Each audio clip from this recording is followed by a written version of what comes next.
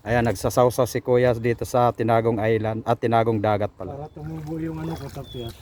Gusto niya patuboy yung tapyas niya. Peris, Abdi sa Island, patuboy mo rin paa ni Kuya. Ayan, yung Tinagong Island at Tinagong Dagat dito. Itong area na ito. Ayan, Area oh. of this island. Ayan, yan. Na, parang ano siya, hidden talaga. Hidden na sea. Sa in-between ng mga rocks. Ayan Hidden siya. talaga siya. Hidden, as in hidden talaga siya. Pag nando ka sa doon sa dagat, hindi mo makikita to. Medyo On ayan. top of the mountain there Yan, is aangat. sea. Yan. Aangat ka, may daanan talaga siya On para top of pumunta the dito. mountain. Yan. Yan ang daanan.